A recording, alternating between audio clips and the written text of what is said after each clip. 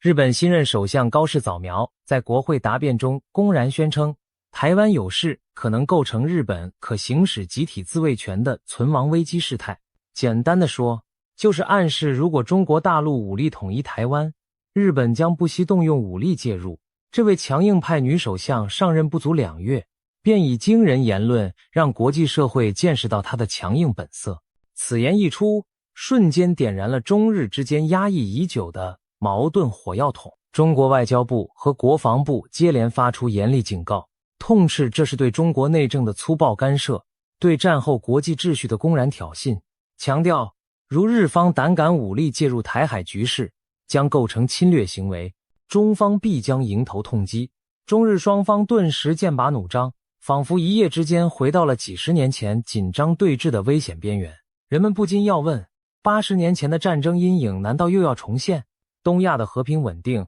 正面临新的严峻考验。高市早苗的这番言论为何会掀起如此巨大的波澜？武统台湾又何以被日本视作存亡危机？这背后折射出怎样复杂的战略盘算和历史心结？今天我们就来深入探讨这场风波的前因后果，以及其对台海和中日关系可能带来的深远影响。其实，台湾有事就是日本有事，这句话我们近年已不是第一次听到。早在2021年末，日本前首相安倍晋三就曾高调表示，台湾有事就是日本有事，也是日美同盟有事。而如今，高市早苗身为现任首相，竟在国会正式场合把这一观点与行使集体自卫权挂钩，态度之明确强硬，前所未有。为什么日本政要反复强调台湾与日本安危携手相连？日本人口中的存亡危机事态到底是什么概念？简单来说，存亡危机事态是日本2015年通过新安保法后的一个法律概念，指的是关系到日本存立发生危机的事态。换句话说，如果有与日本关系密切的国家或地区遭受武力攻击，且日本认为这将直接威胁自身的存续与国民安全，那么日本政府就可以认定进入存立危机，从而动用集体自卫权，出兵帮助防卫。同盟国遭袭击，且日本因此面临存亡危机，只有出现这种情况，日本才能突破和平宪法的束缚，用武力参战。过去日本历届政府对这条件的适用始终语带保留，毕竟日本战后宪法第9条明文禁止交战权和军队，一直以专守防卫为原则。就连提出解禁集体自卫权的安倍，在任内也极少明言具体何种情况下会动武，大多含糊带过。然而高市早苗这次可算是挑明了，如果解放军对台湾动用武力，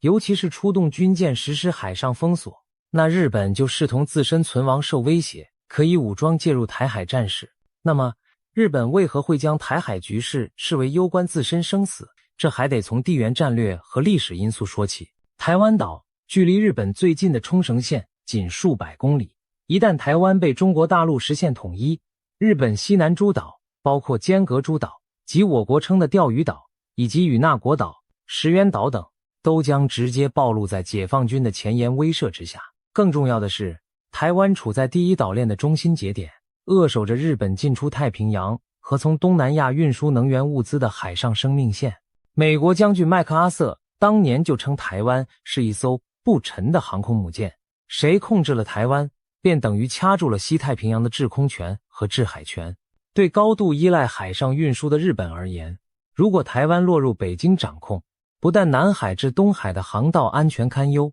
日本在西太平洋的战略纵深也将大幅缩减，形同喉咙被人掐住，生存空间大受挤压。更别提一旦台海爆发冲突，美军势必介入，日本境内的美军基地如冲绳、横须贺等地很可能遭到中国飞弹打击，届时战火将直接烧到日本本土。这对渴望和平繁荣了整整80年的日本社会而言，无疑是难以想象的噩梦场景。因此，在日本强硬派看来，台湾若有失，日本绝无可能独善其身，甚至国家生存都会陷入危机。高市早苗口中的存亡危机事态，指的正是这种最极端的战略噩梦。台湾被武力拿下，东亚力量平衡天翻地覆，日本陷入孤立无援、唇亡齿寒的险境。从这个角度讲，日本强调台湾有事就是日本有事。与其说是同情台湾的民主前途，不如说是出于自身安危的算计。毕竟在东京的安全架构师眼中，台湾就如一道保护日本列岛的南方屏障，这道屏障一旦崩塌，日本本土便彻底暴露在一个强大邻国的冰封之下。对曾经的侵略者日本而言，角色似乎颠倒过来，他们开始担心未来有朝一日自己会不会成为被攻击的目标。其实日本政界对台湾有事等于日本有事的强硬说法近年已现端倪。2021年7月，时任副首相麻生太郎便妄言，台湾若发生重大紧急事态，日本可能视作存立危机事态，当时就引发中国强烈抗议。安倍晋三在卸任后也多次鼓吹台海安全与日本安危不可分，日本官方文件也开始聚焦台海，例如2022年版防卫白皮书首度单独阐述台湾局势，强调台湾的稳定对日本安全与国际社会都极为重要。再加上俄乌战争的刺激，日本舆论更加关注今日乌克兰、明日台湾的可能性，对大陆武统台湾产生一种迫近感。可以说，高市早苗如今的公开表态，正是在这种氛围下水到渠成。但当过去半遮半掩的战略认知被现任首相挑明说出，其震撼效应远远超出了日本一地，成为整个东亚局势的重大变数。了解了日本的战略顾虑，我们再回到这次风波的主角高市早苗本人，他何许人也？为何一上台就对台湾问题大放厥词，挑动中日敏感神经？其实，高市早苗是一名标榜继承安倍路线的极右翼政治家，对华立场强硬是他的招牌。就在他发表惊人言论之前，不到半个月内，他已经接连在涉台问题上使出了三板斧，步步升高对北京的挑衅。第一板斧发生在10月底的韩国 APEC 峰会，彼时高市早苗刚上任不久，赴釜山出席亚太经合组织领导人会议，并在会上与中国领导人有过短暂会面。按理说，刚见过面应当表现友善克制，然而峰会次日，高市便高调与台湾方面派出的与会代表林信义见面。林信义曾任台湾副行政院长，此次以工商界代表身份参加 APEC， 他不仅与台湾代表公开交谈，还宣称见到了所谓中华民国总统府资政。这种措辞等于变相承认了台湾方面的官方头衔，公然踩踏了一中原则的红线。更具讽刺意味的是，就在会见台湾代表的前一天，高市还在 APEC 期间与中国领导人寒暄交谈，口口声声表示将坚守一中政策，谁知转过头便立刻翻脸不认人，上演这出违背承诺的戏码。要知道，根据1972年中日联合声明，日本政府明确承诺充分理解和尊重中国政府关于台湾是中华人民共和国领土不可分割的一部分的立场。高市却在与中国领导人会谈时口头表示坚守一中立场，转身便纵容或支持台独分子，完全无视当年签署的政治承诺。中国外交部当即提出严正交涉，批评日方言行不一，但高市的冒险举动才刚开了个头，第二板斧更令北京震怒。11月11日，高市早苗在日本皇宫隆重举行勋章颁授仪式，邀请台湾前驻日代表谢长廷等3名台湾人士出席，由他亲自为他们颁授日本勋章。其中谢长廷获颁的是象征崇高荣誉的旭日大寿章，日本现任首相大张旗鼓为中方眼中的台独代表人物颁奖，这在以往简直难以想象。另外2位台籍受勋者也分获中寿章和小寿章。谢长廷作为台湾执政党的重要人物，长期致力于推动台日交流，他获授勋章的消息在台湾引起了轰动，被视为日本拉拢台湾民心、讨好亲日派的一步。中国外交部发言人随即谴责此举是在涉台问题上的又一错误举动，严重违背中日两国互不构成威胁的政治共识。短短2周内，日本政府接二连三与台湾方面热络互动，让外界隐隐感到一股不同寻常的氛围，仿佛东京正精心策划一场对华外交攻势，而高潮还在后头。果然，第三板斧姗姗来迟，但力道最猛。11月7日，高市早苗出席国会预算委员会会议，面对议员质询时抛出本文开头那番惊人的涉台言论，他首次以现任首相身份公开宣称台湾有事可能构成存亡危机事态，也就是说，只要解放军武力犯台，日本就可以行使集体自卫权。更令人瞠目的是，为了强调这一点，高市甚至直接把台湾称作盟国。他的逻辑是，日本可以为盟国遭受攻击而战，而台湾局势攸关日本安全，所以台湾等同盟国需要日本驰援。问题是，台湾何时成了日本的盟国？台湾作为中国领土的一部分，连主权独立国家都称不上，高市却将其视同日本的同盟对象。这种提法，连生前极尽亲台的安倍都未敢公开说出口。日本历任领导人在任内从未如此直接将台湾与日本安保挂钩，这是战后前所未见的重大突破，可以说已经公然逾越了底线。高市早苗这三板斧步步升级，从外交场合与台湾代表互动，到国内班勋称台，再到国会宣誓武力相助，环环相扣，显然是有备而来的剧本。其目的无非有两个：首先，他要向国内外昭示自己对华强硬的决心，满足日本右翼阵营的期待；其次，他想借此试探中国大陆和美国的反应，为日本在亚太地区扮演更积极的军事角色探路。他这种突破常规的表态，瞬间将远东紧张氛围推向新高点，也给日本自身带来了前所未有的战略压力。高市此言一出，日本国内亦引发巨大争议，国会中反对党议员当场质问政府是否已改变对台政策，一些媒体也惊呼首相竟公开宣称准备为台湾开战，这在日本战后政治中极为罕见，足见事态严重性非同小可。总的说来，高市早苗孤注一掷的对台强硬举动，虽迎合了部分右翼势力的期待，但也让日本陷入外交战略上的被动和风险之中。不出所料，高市早苗的挑衅言论立刻引发中国方面的强烈反弹。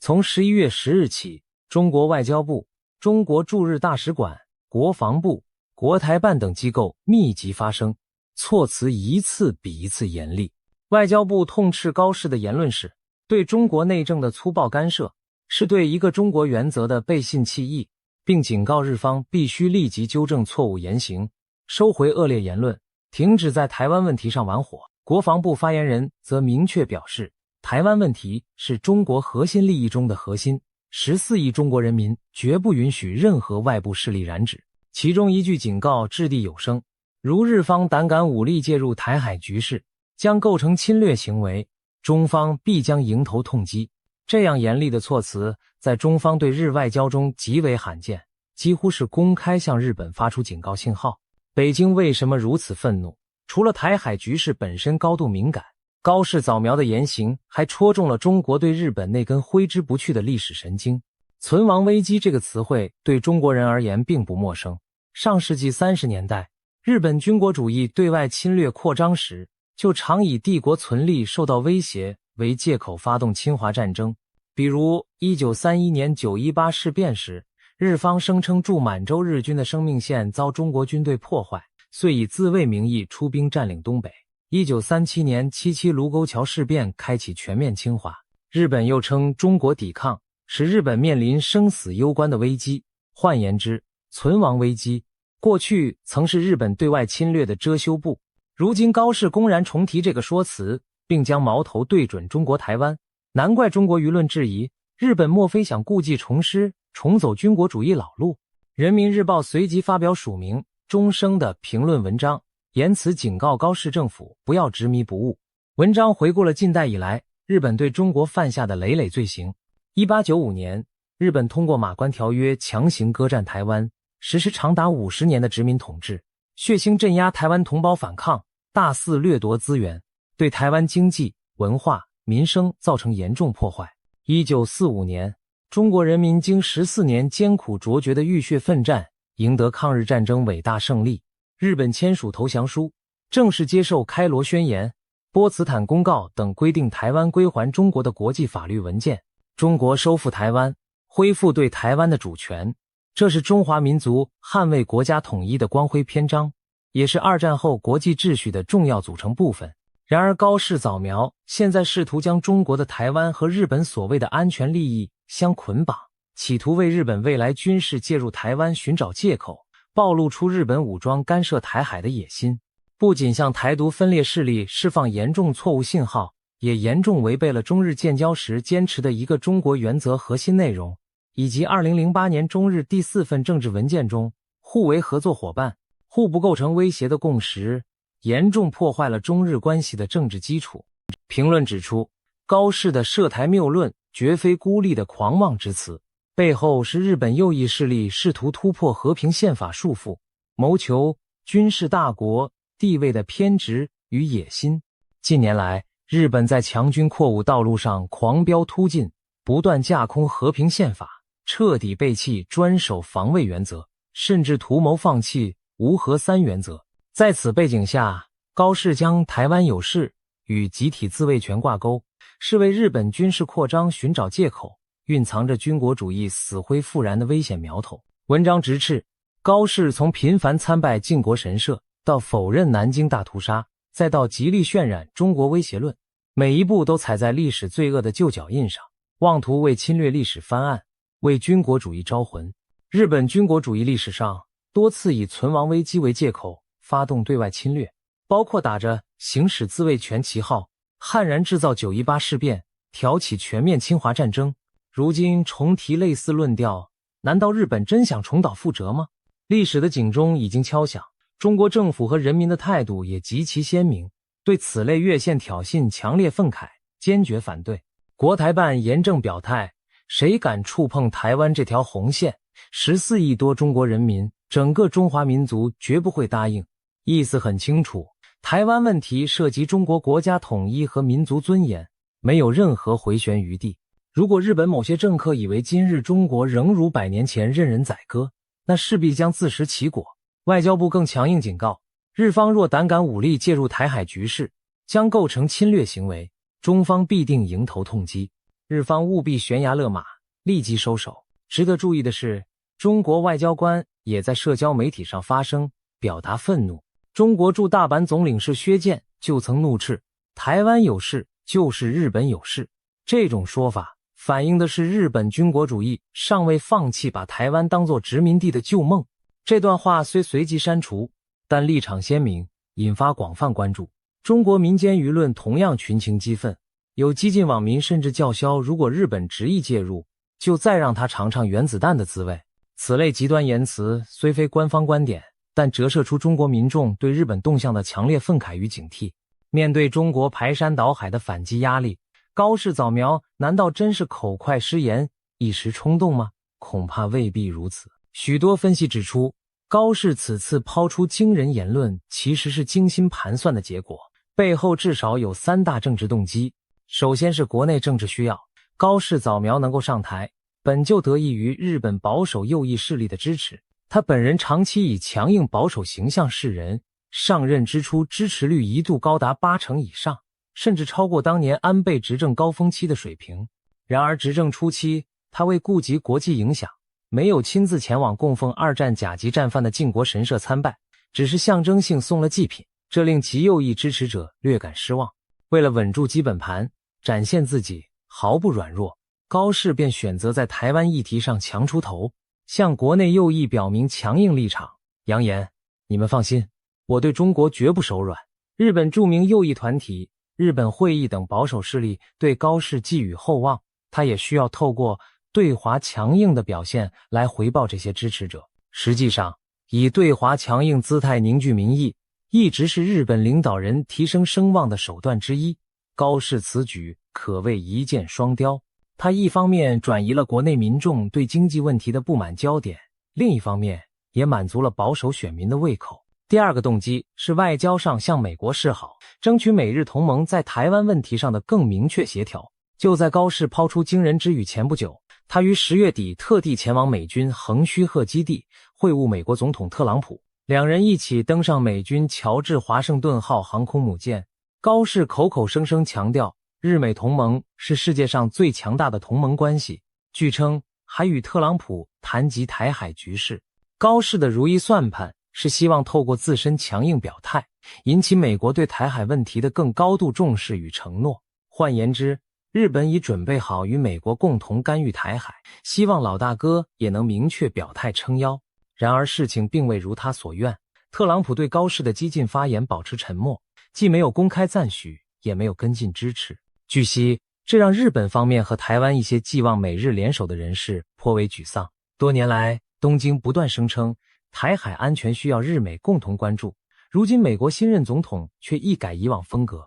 对台湾话题兴趣缺缺。在11月中旬举行的中美领导人峰会上，特朗普甚至几乎没有提及台湾问题，反而高调宣称 G2 即将召开，把重点放在构筑中美战略对话关系。美方这种淡化台海冲突，强调中美直接沟通的姿态，使高市的如意算盘落了空。如果美国不打算按照他预设的剧本走，那高市即便再强硬，也不过是唱独角戏。他尽可以向国内标榜日本如何强硬，但真要落实行动，没有美国撑腰，日本根本无法与中国抗衡。中国一些专家的观点得到印证，高市再怎么叫嚣，许多事情也并非由他说了算，最终很可能只能停留在口头上。其实，拜登政府时期，美日已在台海问题上高度协调。拜登本人曾多次公开表示，若大陆攻台，美国将出兵防卫。事后白宫虽一再澄清，但强硬态度可见一斑。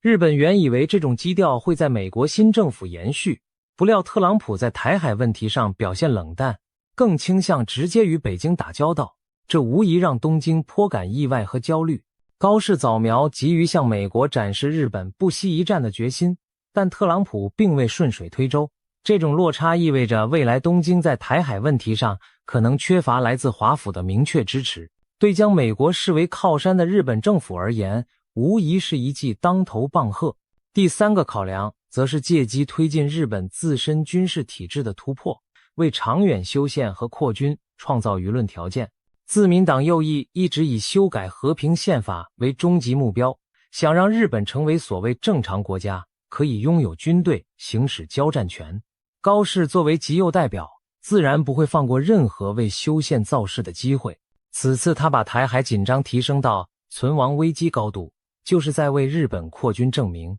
潜台词是，看，中国虎视眈眈，我们不改变和平宪法，怎么保护自己？据悉，高市政府近期正准备修改国家安保战略等3份重要文件，年底还可能借机提出发展核潜艇的计划。他甚至透露有意研议日本拥有核动力潜舰，以增强海上威慑力，理由则是应对朝鲜核岛威胁。据称，韩国也有类似动向。不难预见，未来日本还可能以朝鲜半岛局势为借口，继续扩充军备。事实上，近年日本政府在强军道路上一路狂奔，他们连年提高防卫预算，计划在2027年前将军费开支提高到相当于国内生产总值的 2%，大举购买美制、战斧、巡航导弹等远程武器，研发所谓反击能力。甚至一些自民党议员鼓动应该讨论与美国实施核共享，在日本境内部署美国核武，公然挑战战后奉行的无核3原则。高市早苗的强硬姿态正是为这一系列扩军备战行动寻找理由和民意支持。他大肆渲染周边威胁，将台湾有事与日本存亡相联系，客观上为修改宪法、打造军事大国的议程呐喊造势。综上所述，高市早苗此次在台湾问题上大动干戈，绝非一时冲动，而是蓄谋已久的政治操弄，既有迎合国内右翼拉抬支持率的私心，也有向美国表态，加速摆脱和平宪法束缚的野心，其中也不乏他个人的价值取向使然。毕竟自1993年首次当选国会议员至今，高市从政经历已逾30年，历任安倍内阁要职，是个老练的政治玩家。他长期对台湾热情十足，与台湾执政的民进党政客如蔡英文、赖清德等交往密切，多次访台，一贯追随安倍亲台路线。可以说，他今日在台海议题上扮演急先锋，既有多年立场使然，也受到当前内外环境推波助澜，终于在这个敏感时刻将之全面引爆。高市早苗的豪言壮语看似声势惊人，但他真能带领日本在台海问题上一意孤行，铤而走险吗？前景恐怕未必乐观。前文提到，美国特朗普政府对日本的单方面激进立场并不热衷。事实上，自特朗普2度上台以来，美日同盟的微妙变化已让日本感受到不小压力。特朗普奉行美国优先的务实商人作风，对盟友的诉求缺乏耐心。今年以来，美日之间贸易摩擦再起，美国要求日本进一步开放市场，增加对美投资，甚至对日本出口的重型卡车提高关税。这些举动让东京看清了一个现实，在经济议题上，美日关系并非平等对等，而是美方单方面施压，日方被迫接受。日本虽希望以经济让利换取美国在安全上的坚定支持，但特朗普并不买账，他要的是日本更多军费分担和武器订单，而不是口头上的同盟宣誓。在此情况下，高市早苗若幻想美国会按照他预设的剧本走，在台湾问题上与日本并肩浴血奋战，恐怕要大失所望。正如有观察家指出，特朗普的对华政策更倾向于直接与中国领导人对话，把中美关系视作 G2 大国博弈，不愿被盟国牵着鼻子走，更不愿为他国的地缘政治野心买单。据传，日本政界和智库对特朗普在台海问题上的冷淡反应深感失望，因为东京原本寄望能在该问题上与华府保持步调一致，共同向北京施压。如今看来，情况并非如此。这意味着，如果未来台海局势紧张升级，日本很可能面临冲在前头高喊，却发现后方靠山观望的尴尬局面。一旦真到中日发生冲突，而美国支援不及，日本将陷入极为危险的孤军困境。另一方面，日本国内也并非铁板一块，一味支持对华对抗。尽管高市上台初期民调支持率颇高，但这种民意热情能否长期维持尚是未知。如果他的强硬外交导致中日经贸关系恶化，日本经济受牵连，或者让日本面临战争风险剧增的阴云，那么理性的民众势必会开始质疑这样的路线。日本在野党近日就批评高市的台湾有事言论轻率又危险，认为将日本卷入潜在战争漩涡，有违和平宪法精神。不少日本知识界人士也提醒政府不要被热血冲昏头脑，毕竟中国是日本最大贸易伙伴和近邻，稳健务实的外交才符合日本长远利益。这些批评声音暂时虽难撼动高市的基本政策，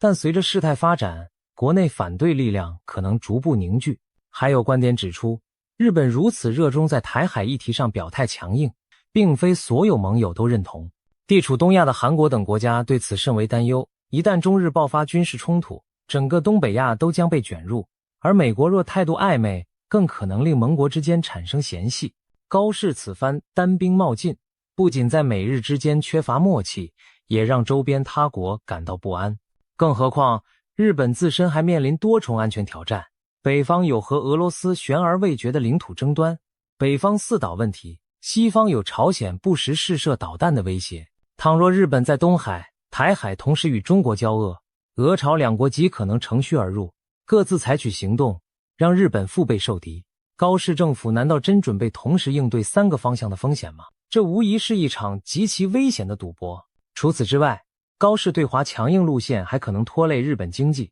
中国是日本最大的贸易伙伴国，两国每年贸易额高达数千亿美元。若政治关系恶化，经贸合作势必受到波及。例如，由于日本强行排放福岛核污水，中国今年对日本水产品采取了进口管制措施，导致北海道等地渔业蒙受巨额损失。这提醒了东京，在外交争端中，经济反制手段同样威力惊人。如果高市政府持续挑衅，未来中国完全可能在旅游、科技、农产品等领域出台更多反制措施，让日本经济雪上加霜。日本财界已多次呼吁政府维护中日关系稳定，避免将经济捆绑到政治对抗的战车上。高市若一意孤行，势必要面临来自经济界和地方民众的不满压力。事实上，除了右翼支持者外，日本国内也有不少理性声音对高市的强硬路线感到不安。反对党议员批评称，高市正在把日本带向战争边缘，有悖和平宪法的初心。一些主流媒体的社论也指出，日本不应轻易打破长期对华克制政策，以免将国家置于不义和危险之中。毕竟多数日本民众珍视和平安定的生活，真要为台湾问题兵戎相见，他们内心未必能接受。可以预料，如果高市政府的激进行措导致日本安全环境恶化或经济受损，国内反对的呼声将越来越高，进而限制其政策推进的空间。纵观这场高市风波，台海问题中无疑出现了一个新的危险变数。日本在战后首次露出了武装介入的意图。过去人们谈论台海潜在冲突，多半关注中美两国的角力。如今日本这个昔日亚洲霸权正日益活跃地掺和进来，不禁令人联想起100年前的历史幽灵。然而，今日之中国早已非昔日吴下阿蒙，中国的经济总量已是日本的3倍，军事实力更不可同日而语。如果日本真在台湾问题上卯足干劲寻衅，最终恐怕只会自食恶果。当然，我们也不必过度渲染战争不可避免。中国政府目前的策略是一方面保持战略定力，专注自身发展，另一方面在原则问题上寸步不让，坚决斗争。对于高市早苗政府，中方除了严厉谴责和警告，也会继续透过外交沟通和务实行动管控风险。例如，加强在东海钓鱼岛海域的巡航维权，以展示主权，防止日方在我领土上生事，同时继续推进中日经贸和民间交流，向对方传递合作共赢的重要性，避免两国关系全面倒退至冷战对抗状态。需要特别警惕的是，高市政府可能不仅会在台湾议题上刺激中国，还可能在钓鱼岛等涉及中日领土争端的问题上采取更强硬动作。钓鱼岛自古以来是中国领土，二战后本应归还中国，却被美国擅自移交日本，成为两国长期纷争的痛点。近年来，中国海警舰艇持续在钓鱼岛海域巡航维权，日本也加强了周边海空警戒。高市早苗的强硬路线很可能导致他授意日本海上保安厅甚至自卫队在钓鱼岛方向采取更多挑衅行动，例如增加巡逻舰机的出动频次，对中国渔船和海警执法船进行更积极的驱离，甚至不排除制造摩擦事件来对华施压。如果日方真这么做，中国势必采取有力反制，东海局势将更加紧张。换言之，除了台湾，高市时代的中日关系在钓鱼岛问题上也潜伏着升温危机，一点火星都可能引燃冲突。对此，我们绝不能掉以轻心。在高市早苗任内，中日关系恐怕难言乐观，但也不必过于悲观。正如有中国学者指出的，除了美国之外，日本现在可能是最直接危害中国核心利益的外部因素。然而中国有足够的实力和智慧应对挑战，关键是保持战略耐心，不被对方挑衅所迷惑，乱了阵脚。毕竟，今日中国无论经济还是军事实力都不可同日而语。GDP 总量高居世界第2，规模约为日本的3倍，科技和工业基础雄厚，军事现代化程度不断提升。解放军海陆空火箭军多军种协同作战能力逐年增强，尤其在东亚地区拥有压倒性的导弹和舰艇优势。反观日本，虽然装备精良，但总体力量有限，战略纵深不足，又缺乏核武器的终极威慑。只要中国自身保持清醒头脑，不给日方可乘之机，胜利的天平终将倒向中国。高市早苗的极右翼本性决定了他短期内难以改弦更张，但残酷的现实又决定了他说的再响亮也未必真能出手。